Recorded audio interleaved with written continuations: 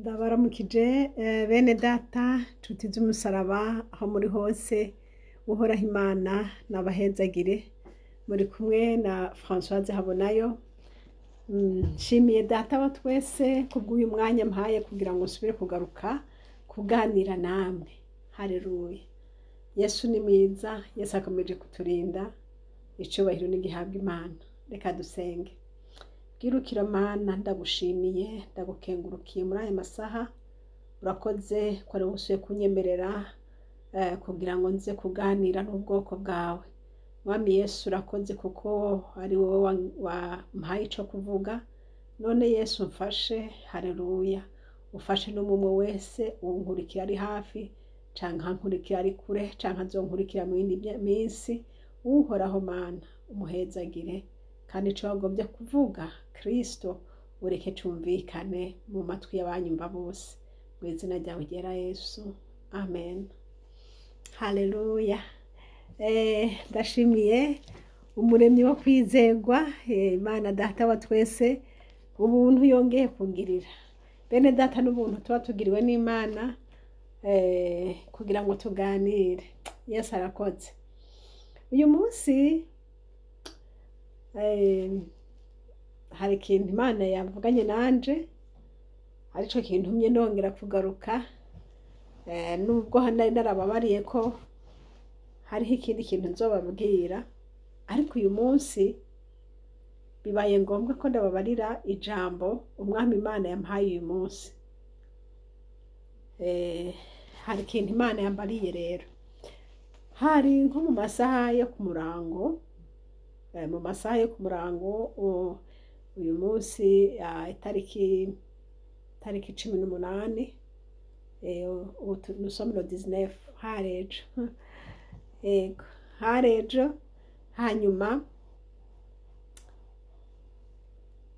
nari nicaye ku gitanda, nari ndyamye ariko sinari nsinziriye. Hanyuma numva umuntu anterefonye ambaza, yambajije ijambo ariryo ryantumye mpaguruka nkavuga nti reka nganire na bene data. Uyu muntu yambajije ngo uracakunda Imana, urayikorera? Ndamwishyura nti egome. Arambwira ati none nayo iragukunda? Numvise ibyo bibazo ariko aransatira, numva binteye hamwe naguma nishyura ngo egome, ndareka no gushaka kwishura kugira ngo numve ibyo bintu ariko arashaka kuvuga n'ibiki. Hanyuma abonye misa n'uwuhoze aca arabandanya avuga ngo hari abantu benshi ngo bakorera Imana, ngo kandi bakavuga ko bakunda Imana, ariko Imana ngo itabakunda. Rero ngo ni byiza ko umuntu akunda Imana, agakorera Imana, kandi nayo akaba yumva nyene neza ko Imana imukunda. Ayo majambo sinagiye ko cane, we aca asa nkaho ayo majambo ari yari ashaka kumbarira. Hanyuma arambaza muri groupe murakomeye iki? Ntegome turakomeye, no muryango yegome, biba biraheze. Aca avuga ngo sawa rero bene data, numva ko nari ku gitanda ariko ntari bwasinzira. Hanyuma ubwo nyene ca ndasinzira. Haheze akanya numva ko narishaka itiro nagomba kuryama, ca ndasinzira. Maze gusinzira nca ndota wa muntu nyene wahejeje gutelefona, nca ndota turi kumwe ku gitanda aho nyene. Nca ndamubwira nti nti wewe ntiwaje hano hantu gute? Nca ndamubwira nti none niko abandi bicaye hanze, wowe ukaba uri hano, bakubonye ko waje? Ndabigusabye usubire hanze, ugende uce mw'irembo, uze bose bakubona, kugira ngo babone ko winjiye, hanyuma naho baza kukubona babone ko bari bakubonye ko waje. Ndatinya hamwe umutware yo gusanga ngaha atabonye ingene waje, ndazi bihava biba bibi cane. Hanyuma nkibivuze wamenga abasha ndamuhamagaye, nca mbona ngo waraje, muvyumve neza aho hari mu nzozi, aho ndamubona aje hari mu nzozi, ariko hamwe yatelefonye ari kure, nanje ndi mu cumbi wanje, kandi yatelefonye yari muri Kongo. Hanyuma aca arambwira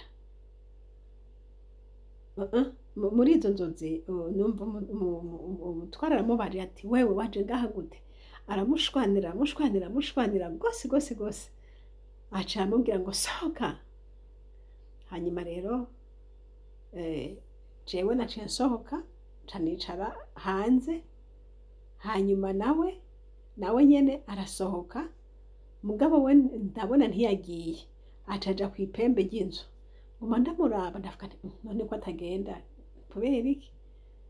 Hanyuma aca agenda nko kwinyegeza kw'ipembe ry'inzu inyuma, amaja inyuma ku nzu mugabo. Hama muri ako kanya numva je nari nicaye hamwe hanze, hamwe umutware yari yicaye. Hanyuma rero twicaranye rero, wa muntu nawe ndamubona ingene akikama ku nzu. Niho rero umutware yaca agenda aramukurikira, hanyuma ku mutima ntumuho haramumara. Yesu we. Hanyuma rero nkamubona ariko aramuvugisha, mugabo uwo wundi rero sinamubona, yari yegamye ahantu ntabona, mugabo ndavye gutya nkabona uwo mutware wanje akaba ari we mbona nyene ariko aramubwira, bariko baravugana, mugabo ntumva ivyo bavuga. Mugabo mu kanya nza mbona ahubwo aricaye nkaho umenga agomba kubaganire gose, mbona yicaye, mbona baganira, mbona uko baganira yari yambaye ishati, uko baganira nkabona ya shati yera irushirizaho kwera. Hama ivyo birahera, njamba muri izo nzozi. Bene data, nshuti z'umusaraba, ivyo bintu kubera iki nje kubivuga, canke birimwo iki? Uko kuntu yambwiye ambaza kw'iterefone,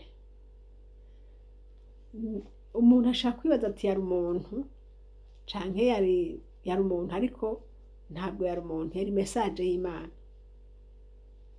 kubera yuko mu nzozi yaciye aza aca araza ubwo nyene. Ahejeje kumbwira amajambo, noneho nza ndamubona ku gitanda. Rero jewe ntangazo no kumubona ku gitanda, ndavuga nti bigenze gute, uciye hehe?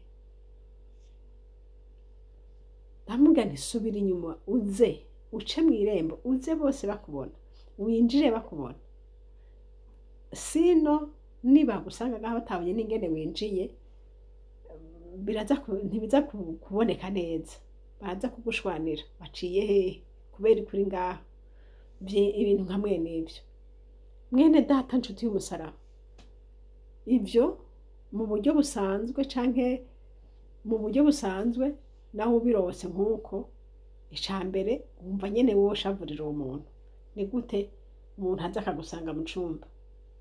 Hanyuma ikindi, naho uyu bari umuntu wizeye, umuntu w'Imana, nta kuntu yo gusanga directement ngaho, yododora ukamwumva, ukavyuka ukamwugururira. Ariko uwo muntu yinjira atabanje kudodora ninde? Uyu muntu yinjira naho wugaye ninde? Hama kandi uwo muntu yambajije ibyo bibazo, yabanje kumbaza ibyo bibazo, uracakunda Imana? Mbese nayo iragukunda? Hari abantu benshi bavuga ko bakunda Imana kandi Imana nayo itabakunda. Rero jewe uko kuntu namubwiye, ndakwinginze banza usohoke, ugende uce mw'irembo, uze bose bakubona. Urumva ko yari inama y'ubwenge. Imana ishimwe. Yesu nahabwa icubahiro, yaduhaye ubwenge. Hari ibintu ushobora kwevita ukoresheje ubwenge Imana yaguhaye. Nanone ijambo ry'Imana riravuga ngo ukenye ubwenge ngo nabusaba Imana. Haleluya, Imana ishimwe. Umuntu wese abwirizwa kugira ubwenge, naho iyo muntu nta kibi yakoze, nta n'ico yakora, ariko gusa rofete ko yinjiye ba nyene inzu batamubonye, batamwugururiye, ivyo vyonyene byari bihagije yuko ashobora kuba ateye akajagari canke ashobora kuba atagize neza. Ubwenge rero ndashima Imana bwanteye kumubarira ngo sohoka hama winjire neza bose bakubona. Ariko kandi uyo muntu none yarinde. Haleluya, uyo muntu yari bwenge. Haleluya, Imana ishimwe, umuntu yari bwenge. Yesu we uyo muntu yari bwenge, kandi bwenge nawe ni Kristo. Yesu we, Imana iduhezagire kandi Imana idufashe kugendana ubwenge mu bintu byose.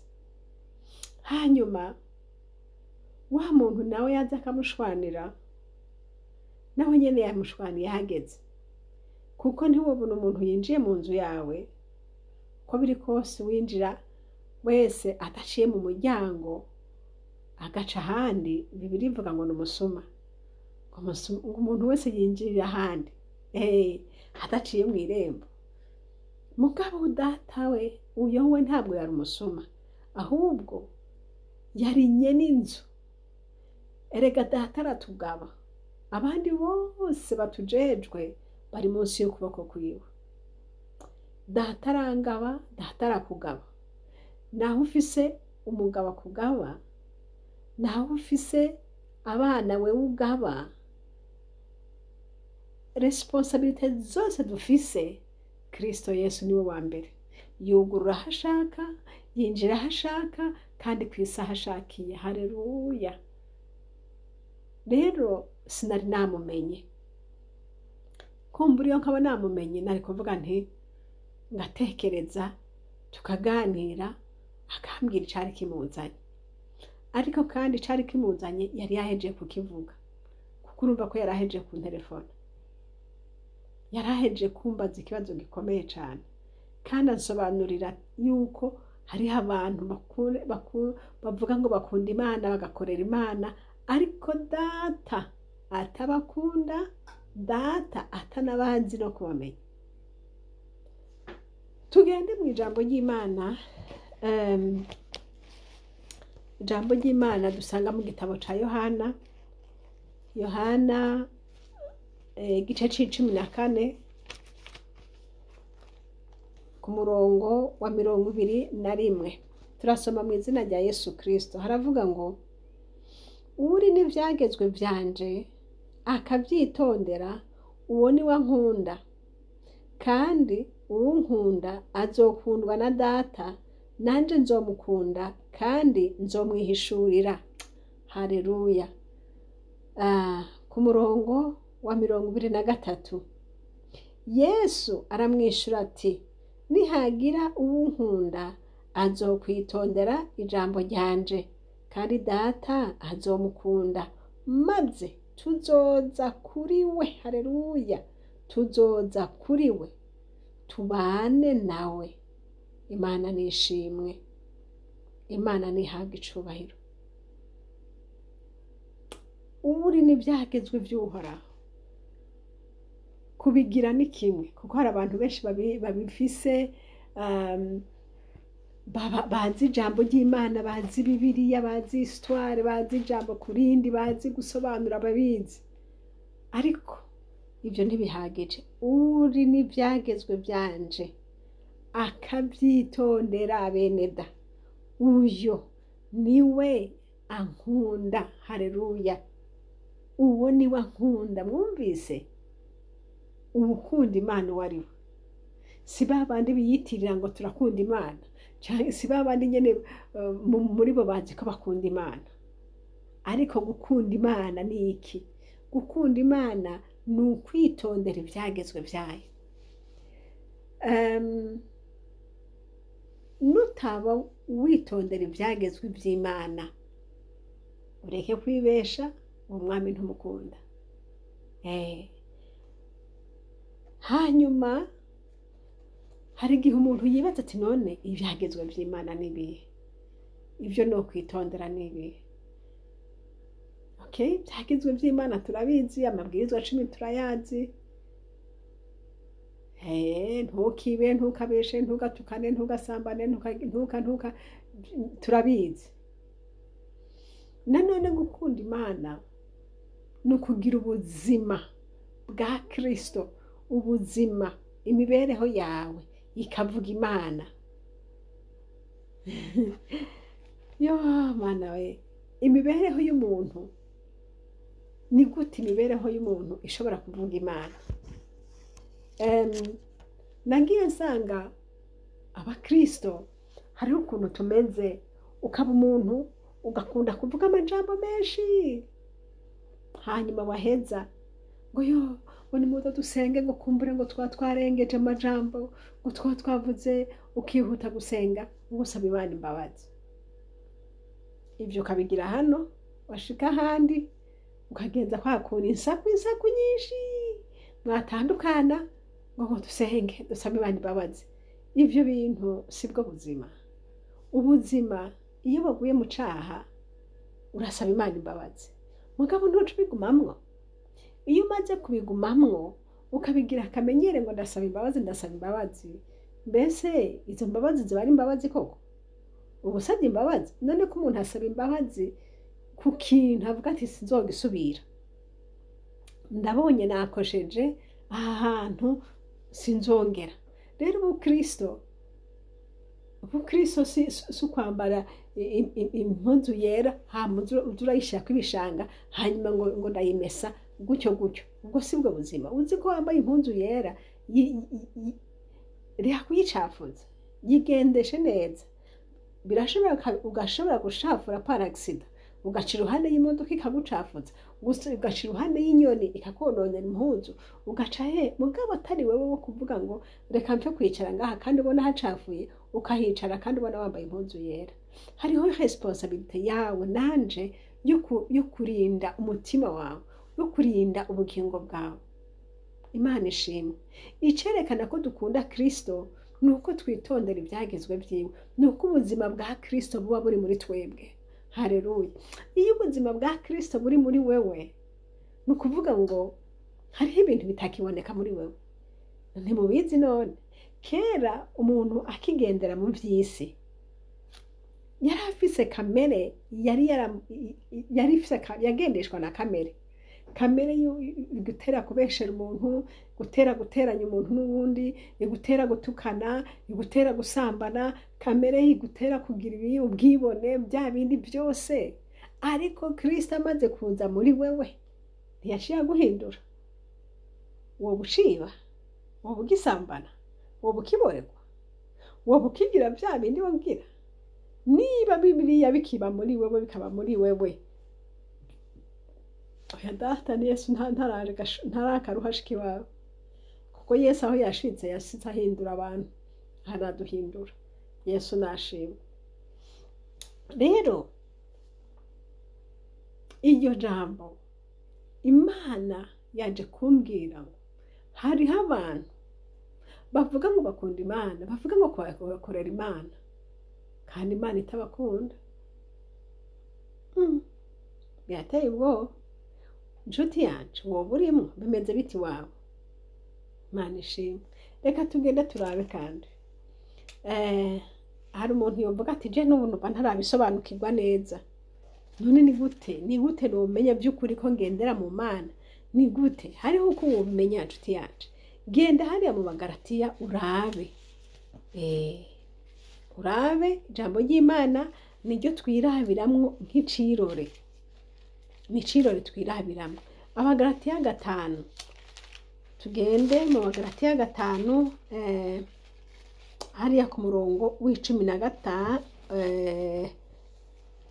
murongo w'19 haravuga ngo kandi ibikorwa by'akameremere kacu biramenyekana nibi: ubushurashuzi, ibihumanya, iby'isoni nke, gusenga ibigirwamana, uburozi, ubwansi, intonganya, ishari, ishavu, ikeba, kwitandukanya ibice bene.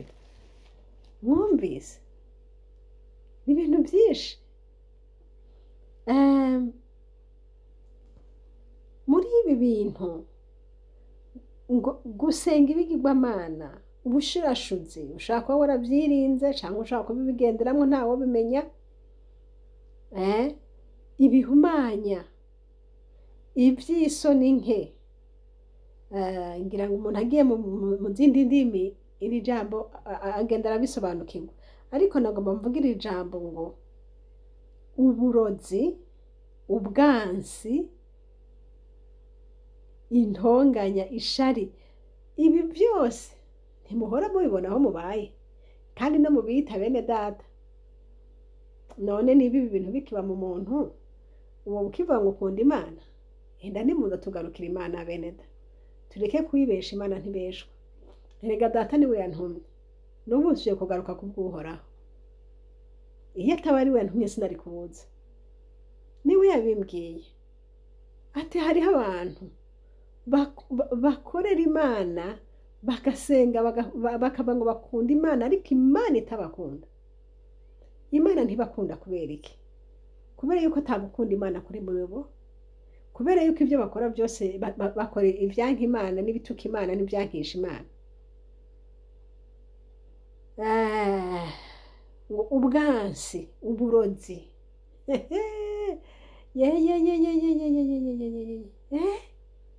uburozi mwabonye, ibihumanye byo byose sinzi n'ibyo ari byo, ngo iby'isoni nke, iby'isoni nke murabizi, iby'isoni nke ni byinshi. Ibyo byose Imana bitari mu muco w'Imana. Ibiturire, kubesha, guteranya, ubwansi, ubusambanyi, ububoregwe, bene data, kurenganya abantu, intahe z'ibinyoma. Yesu we, ibi byose bigaragaza umuntu yanka Imana. Rero icyo nje kuvuga ngaha, nje kuvuga ngo umuntu wese niyimenye, kandi yimenye neza, ubwenge bw'Imana bukumurikire, uraba aho uhagaze, hanyuma nushima ukabona ari habi, ubivemwo uhindukirire Kristo. Kubera yuko aho Kristo ari haragaragara. Ku murongo wa 22 haravuga ngo ariko ibyo mpwemu yama n'urukundo. Imana ishimwe. Ahantu Yesu ari hari urukundo. Nubona ahantu hari urwanko, umenye ko aho hantu Kristo atahari. Iri jambo rirakomeye, kandi ni jambo umenga abantu bose barifata nk'aho umenga sinzi ukuntu. Imana idutabare. Urukundo nibwo ruranga ahantu hari Imana. Urukundo, ibyo mpwemu yama n'urukundo, umunezero, amahoro. Ahantu Yesu ari hari amahoro, ahantu hari injyane wapi, ahantu hari amahoro Kristo ni hari. Umunezero, amahoro, ukwihangana. Haleluya. Ukwihangana, bakututse ntubasubize, bakuvuze ko ibintu bibi ntubasubize. Imana idutabare. Umuntu wese amenye kwihangana, kugira neza. Bibiliya ivuga ngo musengere ababahama. Ntusubirize mu nkoko ikibi yakugiriye, umuntu ikibi yakugiriye. Oya. Ngo tugire ingeso nziza kandi tubabizigirwa. Tugire ubugwaneza, tugire ukwirinda, ngo bimeze bityo nta byagezwe bibibuza. Imana ishimwe. Wa wundi yitondera ibyagezwe by'Uhoraho, umwe imana ishingira intaye ko ari we akunda imana kandi imana nayo ikamukunda, umwe ashingirwa intahe n'uhoraho ati Yesu ati jewe na data tuzoza tubane nawe ati kandi tuzomwihishurira. Haleluya! n'uyo muntu afise imana muri we. Amen. Imana ishimwe. Uwo ni bakunda imana. Rero niba utameze uko, reka kwibesha, utekeye uburozi, uja mu rusengero ugatwara uburozi, hanyuma gukunda imana. Ugenda mu mazu ugateranya abantu n'abandi, hanyuma gukunda imana. Yewe gaye, imana idufashe. Tubayeho mu gihe kibi, mu gihe kigoye, mu gihe abantu batituye imana, mu gihe abantu bataye imana kandi bavuga imana. Iki gihe kiragoye. Abantu bataye imana kandi bavuga imana. Mugabe ibyo ntibitangaje. Nico gihe turimwo nyene. Nico gihe turimwo, ariko kandi bwenge arahari. Kandi uyu bwenge asobanukiwe byose. Kandi uyu bwenge ntaho yimiriwe, hose arinjira. Bwenge mu bacamanza acayo, akaraba kuri kuciza ibereye. Bwenge mu barongoza acamwo, akaraba kuri kurongoye kuko bikwiye. Bwenge mu bakristo batoya acamwo, akaraba yuko ugenda wubaha ukubahiriza ibyo usabwa gukora. Bwenge no mu ngo ariyo, akaraba ko umutware yigenza neza, umupfasoni wiwe yigenza neza. Bwenge mu kazi araraba ko umukoresha afata neza abakozi biwe. Bwenge, imana ihabwa icubahiro. Rero imana ishimwe, uyu mwami wacu urukundo dukunda ni ntangere. Ico nje kukubwira nshuti y'umusaraba ni iryo jambo imana yambariye, sinogyihererana. Yesu n'umukunzi wanje, nico catumye ansanga aho narindi, atabanje kudodora, ntawasaba uruhusha, ntawuhari. Wuguruye araza, kandi naho uba wugaye araza. Usinzira arakuvyura, niyo uri mu bikorwa araza mugakorana. Haleluya! Umwami wacu n'umukunzi wacu, imana ishimwe. Imana ishimwe. Data rero aduhezagira. Data rero atumye ko ngo ndakubwirire ijambo, ngo hariho abantu bavuga imana bakavuga ngo bakorera imana kandi imana itabakunda. Ntigukunda kubera iki? Kuko ijambo ry'Imana rivuga ngo nkunda bankunda. Nkunda bankunda. Ngo uvuga ko afise ivyagezwe vyanje akabyitondera, uwo ni wa nkunda. Niba utitondera ibyagezwe by'Imana, woye kwibesha ngo uri mu gitigiri c'abakunda imana. Kandi niba utari mu gitigiri c'abakunda imana, ngaho rero ijambo ry'Imana ryavuze ngo nkunda bankunda. Kandi uvuga ko akunda imana nawe witondera ibyagezwe by'Imana. Imana idufashe. Kandi ugiye kuri rwa rutonde rw'abantu bameze uku n'abagenda uku n'abagenda uku, uca wimenye ati mbega ndi hehe. Yesu nadufashe. N'umwanya mwiza wo kuvangura, tuvangure ibiri muri twebwe bidashingira intahe Yesu, ibiri muri twebwe bituma umwami Imana bimwigiza inyuma. Tubikureho beneda, tubikureho. Yesu araje. Aha mwisi ntaco kuniganira, nta kihari. Icubahiro co mwisi gihera mu mwanya muto, ubutunzi bwo mwisi buhera mu mwanya muto. Igikwiye ni ukubaha imana no gukunda imana. Igikwiye ni ugusaba Yesu akaba ari we kurongora mu nzira zawe zose. Yesu nahabwa icubahiro. Kumbure nindo nk'akanya ndabaganiriza byinshi ibyo umwami Imana yabwiye. Imana nibaho umugisha, umuntu wese narabe ati mbega ko nkorera imana, ko ndirimba, ko nsenga, ko ntanga ibya cumi, ko nkora biriya na biriya, mbega umwami Imana arabinyakirira kwera? Mbega umwami Imana arabinyemereramwo? Canke mpfa kubikora gusa? Umwami yambariye ati hariho abantu bameze uko, ariko data ntabakunda. Niryo jambo ndakuzaniye. Raba ko yabanje kumbaza, nababwiye ko yabanje kunterefona akambwira amajambo, hanyuma mu nyuma akaca aza akansanga aho ndi. Ariko aho yaje ubwa kabiri, ushaka kuvuga uti mbega yarazanywe n'iki? Yarazanywe no kunyereka yuko aho ndi ashobora kuhansanga, ndi mu gitanda, ndiko ndateka, ndi mu ishuri niga, ndi mu kazi ndiko nkora, kuko ari umukunzi agusanga hose. Haleluya! Umukunzi agusanga hose. Imana nihabwa icubahiro.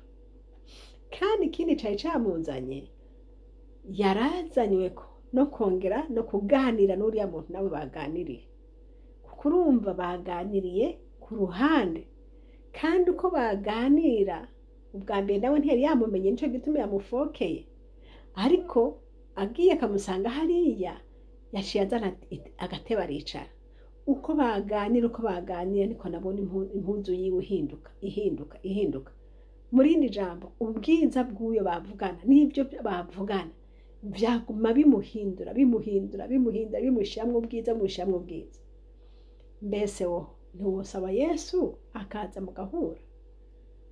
Nshuti nkunda, saba Yesu, muhamagaraze nawe araza, mubwire, mukaribishe, akugirire neza. Yesu nabahezage. Nahe majambo uhoraho Imana yashize ku mutima ngo tuganire namwe, abayumvise uhoraho Imana bahana umugisha nanje. Amen.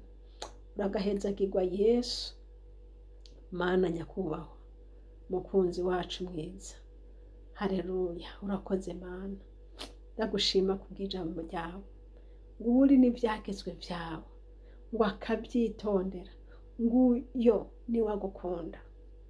Mana, ngwino dufashe kugukunda, kandi ingeso zigendana n'abagukunda nazo ziragaragara. Uhoraho Mana, sobanura ubwoko bwawe, bwenge ndakwinginze, ufashe umwe wese abyumvise asobanukiwe amajambo uvuze. Ndabigushimiye kubikoze gutyo mu izina ryawe ryera Yesu. Amen. Mwari kumwe na Françoise Habonayo. Nomero za telefone ni za zindi, ni +46 768 0065 46. Kandi ishene turiko ni ishene Habonayo. Imana ibaha umugisha mwese. Amen.